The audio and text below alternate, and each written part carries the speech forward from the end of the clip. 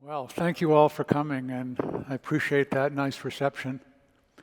My scripture text for today and tomorrow is a passage familiar to many of you, but I may apply it in a different way. I'll read part of chapter 19 of 1 Kings. You probably remember the face-off in chapter 18, Elijah versus 450 prophets of Baal. The prophets hop around all morning calling for Baal.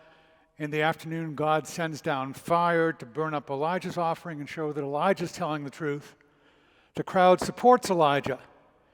Nevertheless, Ahab and Jezebel still hold the governmental power, and Elijah heads off into the desert, depressed and almost suicidal.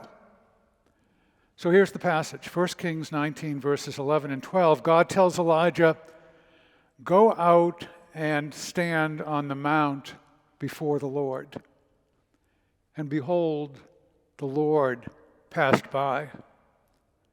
A great strong wind tore the mountains and broke in pieces the rocks.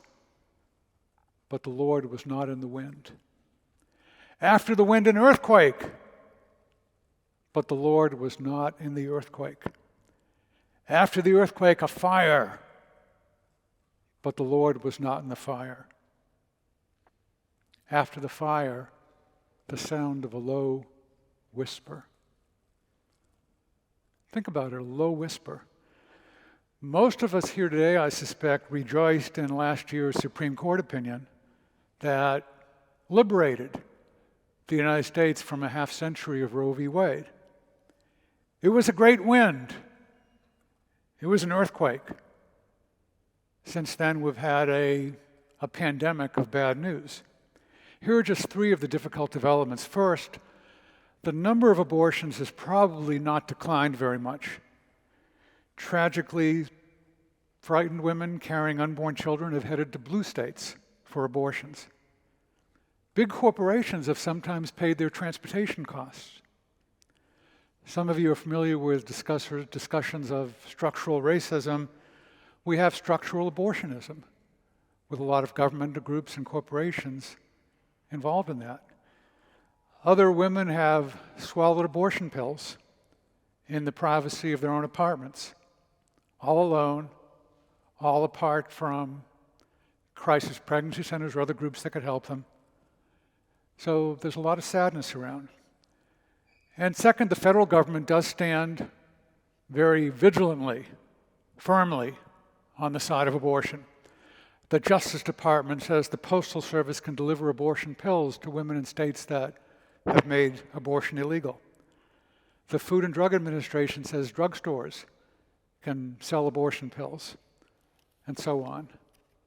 Structural abortionism. And then here comes strike three.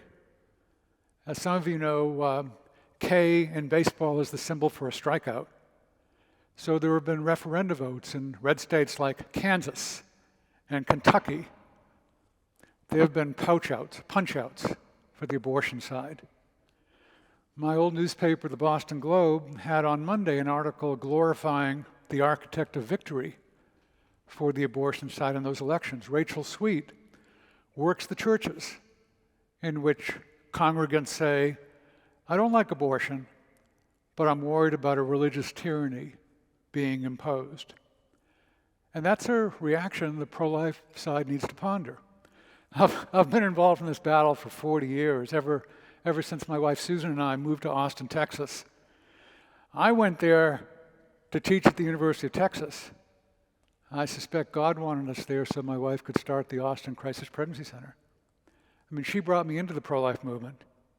And over the years, I've gone deep into abortion history, and last year brought the publication of this book, The Story of Abortion in America.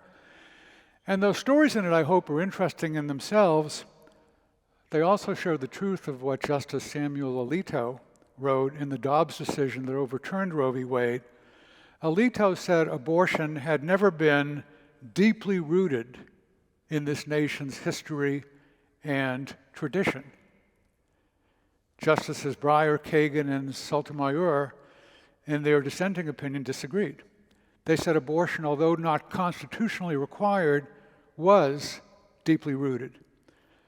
And they also gave a backup, that even if abortion through all of pregnancy was not accepted, it was, they said, during the first 4 months, it was accepted, before quickening, when a woman can feel the baby move. So this book is full of stories, street-level stories, not just sweet-level rhetoric, sweet-level stories, street-level stories that disprove, I think, those assertions. But they also show that America never had a good old days where there were no abortions. It didn't start with Roe v. Wade. It started a long time before. I ran across one Virginia abortion in 1629, almost 4 centuries ago. I don't have much information about that, but the Annals of Maryland, good records, include lots of information about 3 abortions in the colony that occurred during the decade starting in 1652. In the interest of time, I'll tell you just about one of them that occurred in 1656. This abortion grew out of a dispute between men and women about dogs and dishwashers. Lots of guys will let their dogs lick the plates before they go into a mechanical dishwasher. In those days, of course, there were no mechanical dishwashers. The husbands sometimes were dishwashers, or the wives. And let me stipulate, as a guy, that it's perfectly healthy to have dogs lick plates before they go into the mechanical dishwasher. In fact, my oldest son, when he was 12 years old, did a science fair project called Dog Spit, the Wonder Drug. So the male-female split I've observed concerning dogs licking plates goes back to when the only dishwashers were human, so I can understand better the female point of view at that time. In 1656, Anne Brooke did not like a dog licking out a pail, which would be used again to carry corn or milk. So she decided to wash the pail. Her husband, Francis Brooke, said dog licking without washing was fine. They argued he was a brutal guy. He broke a cane over her back. And everything went downhill from there, especially when Anne became pregnant. Francis Brooke did not want to have a baby, and he became the first guy on the historical records to pressure a woman into having an abortion. He chased her. He beat her with a large pair of wooden tongs outside, where a neighbor at least was able to see what was going on. And this brave neighbor, Elizabeth Claxton, intervened. According to the legal record, she told Brooke that you do that, you might kill your unborn child. And she asked Brooke, these were her words in the historical record, "Do you long to be hanged?" And let me repeat that. Elizabeth Claxton, seeing the pregnancy in danger, asked if Francis Brooke wanted to be hanged. It seems she took the humanity of that unborn child very seriously, as other people then too. Brooke replied, "I don't care if she does miscarry. If she's with child, it's none of mine." So Brooke then forced his woman, his wife, to drink some sort of potion, an abortifacient that causes abortions. Their unborn child did die, either from the potion or as a result of the beating. There was a midwife, Rose Smith, who saw the unborn child and described him as a man-child about 3 months old, and it was all bruised on one side of it.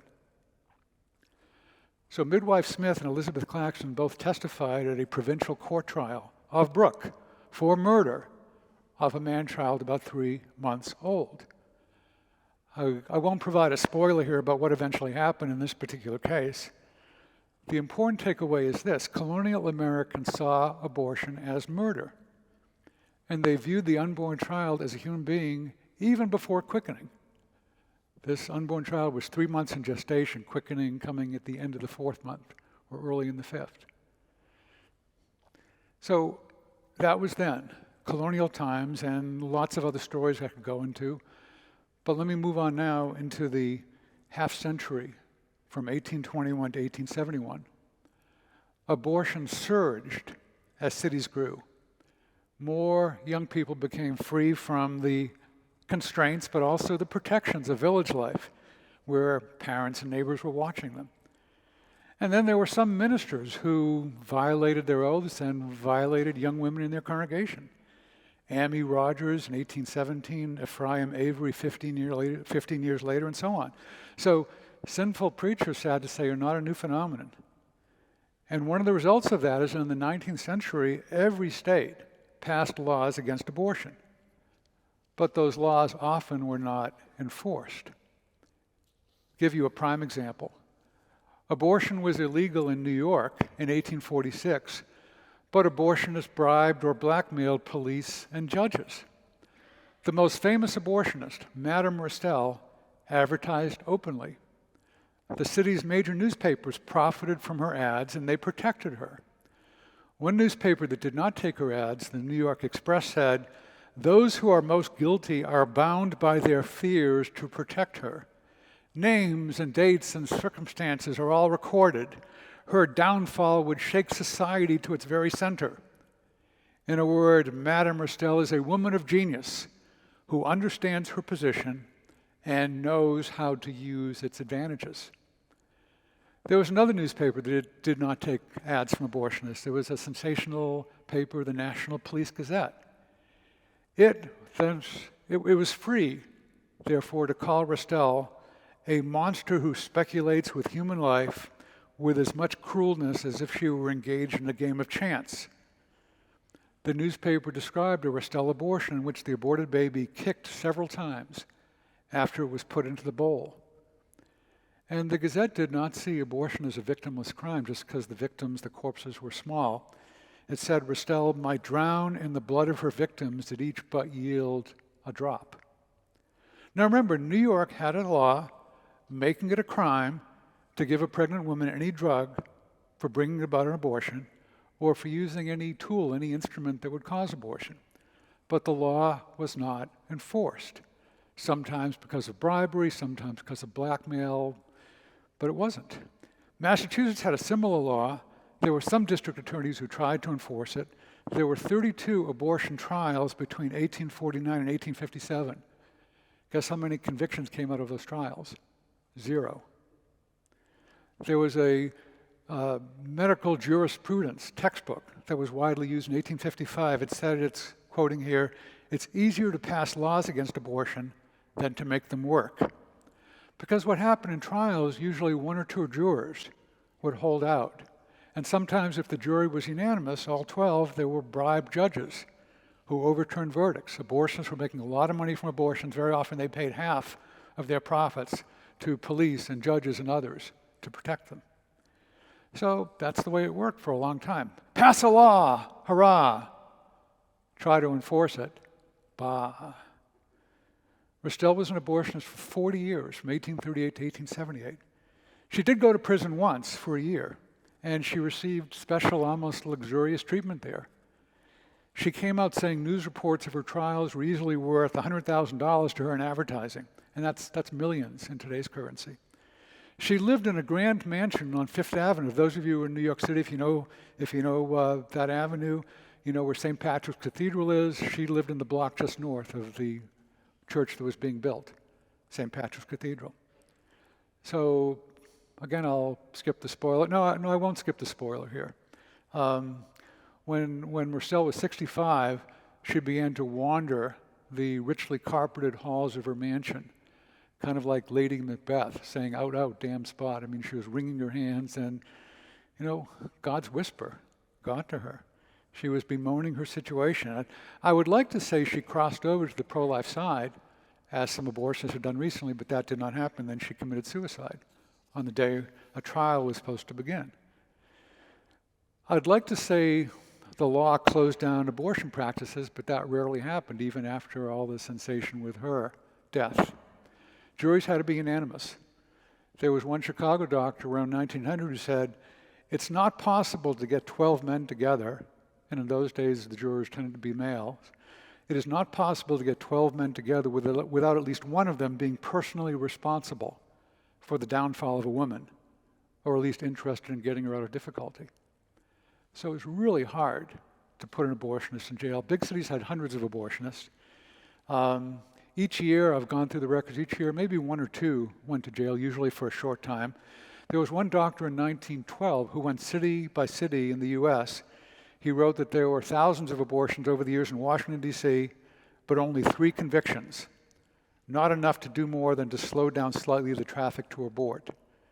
In New York City, abortion was rampant, but in some years not a single indictment, and so forth.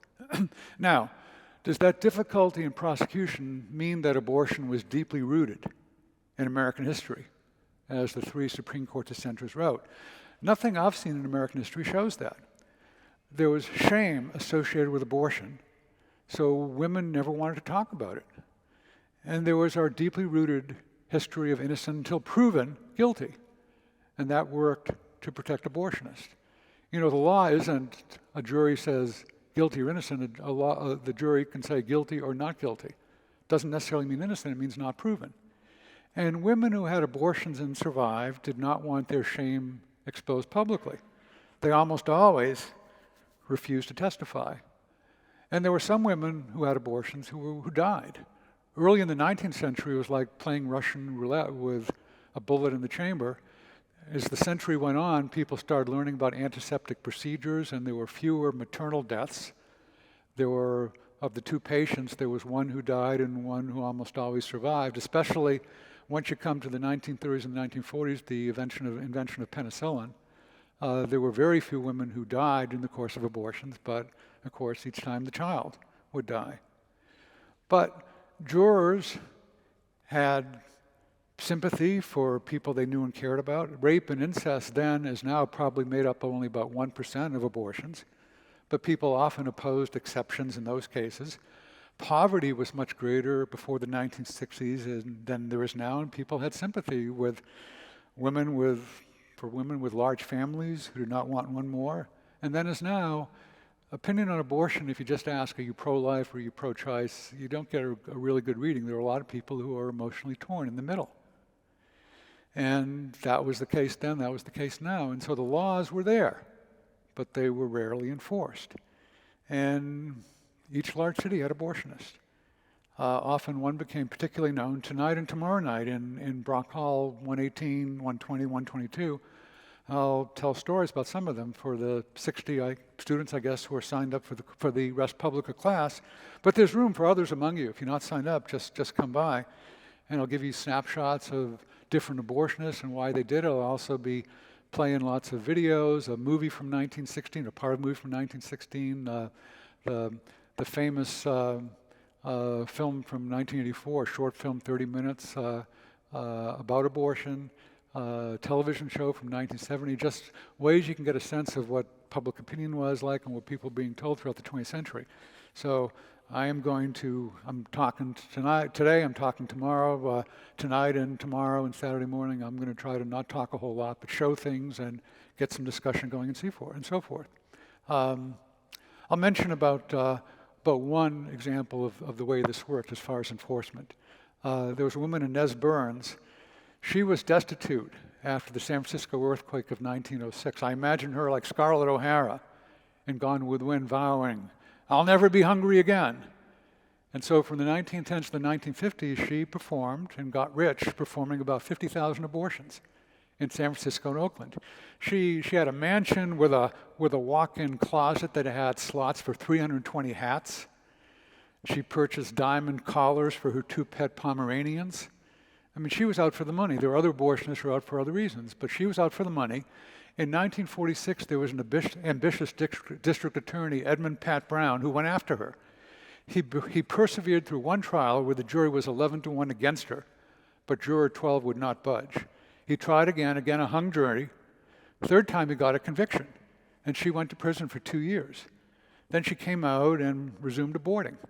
She invested half of her revenue in payoffs and bribes, $6,000 per week to downtown official, $12,000 per month to San Francisco police, $5,000 to every politician running for office, and she died in bed at age 89. She had a statue of a little boy in front of her house. She left instructions that her abortionist tools should be put in the casket with her. She said, "I relied on them. They are what got me everywhere." And she also got Pat Brown everywhere. The trial publicity helped him become governor of California, and later Brown's son became governor. I'll tell you one other story. Ruth Barnett. She performed about 40,000 abortions in Portland between 1918 and 1948. And when she was young and in love, she had sex with a guy named Frank. who then told her, "You got yourself that way, now get yourself out of it. And how do I know I'm responsible?" Words said thousands of times by thousands of guys. And Ruth Barnett later wrote, "He turned and hurried away. I never saw him again. For years, I hated Frank. Many of my patients had the same implacable hatred for the man responsible, so she took revenge." And she had a daughter, Maggie, who in the 1930s became in her own words, the wildest, wickedest, drunkenest student at the University of Oregon. And Ruth Barnett aborted 6 of Maggie's children, her own grandchildren. And she made lots of money, paid lots of bribes, stayed out of jail. So anyway, there are stories like that. Do we have time for one more? Yeah. Edgar Keener, African-American, he became the best-known baby killer in Detroit. He went to medical school in the 1930s. He wanted to become a regular doctor, but a local medical society denied him membership, and a hospital denied him admitting privileges. He got really mad. He read a lot. He joined a Marxist group, the Socialist Workers' Party. He probably did about 30,000 abortions until 1956. And that year, finally, 4 of his patients, for lots of individual reasons, agreed to testify against him. He received a 30-month prison sentence. He got out after 14 months by performing an abortion on the daughter of a leading prison official.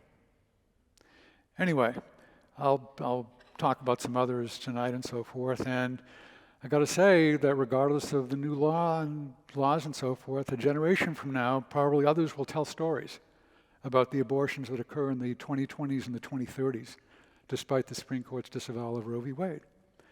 Now, again, I'm not saying that the court's recent decision, I'm not saying the pro-life laws that will be upheld in some states are useless. They can apply pressure. They will save some lives. But in big blue states like California, New York, and Illinois, abortion will still be rampant. In red states, pills will do their damage. In my city of Austin, Texas, I would be absolutely amazed if a jury of 12 randomly selected men and women would ever find an abortionist guilty. So that's the bad news. Enforcement of laws is no panacea. But I do want to remind you of the astounding things God tells Elijah, as chapter 19 of 1 Kings continued. After Elijah hears the low whisper, he tells God, "The people of Israel have forsaken your covenant." And God tells Elijah, "Okay, head to Damascus, anoint Hazael to be king over Syria, and Jehu to be king over Israel." And that's remarkable because Hazael and Jehu are not good guys. Hazael, as we learn in chapter 8 of 2 Kings, will kill young Israelites and rip open their pregnant women. And Jehu will execute God's vengeance on Jezebel and on Ahab's descendants, but he'll continue worship of golden calves. But still, promotion of those sinful leaders in God's mysterious way was part of God's providential plan. And that's true in abortion history as well. Madame Roussel came under pressure in 1878 because of what a roguish reporter, a guy named William Augustus Doolittle, did in 1871. Doolittle had been a Congregational and Baptist pastor, but he didn't last long because he became sexually involved with the wife of a deacon. He lasted only a small time at 2 small newspapers because I suspect he was found in adultery there and had to get out of town. He changed his name to Augustus St. Clair and got a job at the New York Times. And there in 1871, he had his one shining moment. Here's the headline and subhead of his published, on August 23rd, 1871. "The evil of the age, slaughter of the innocents, scenes described by eyewitnesses." And that became the most influential pro-life story in American history. St. Clair was soon caught in other lies. He was beaten up after another adulterous affair. But in 1871, God used St. Clair for his own purposes, as he used in biblical days Hazael and Jehu. So I want to leave you with this thought.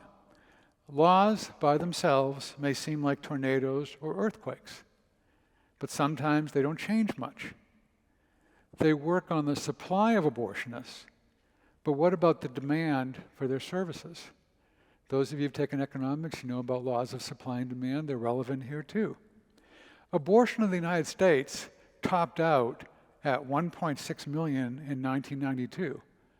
A horrendous figure 3 decades ago.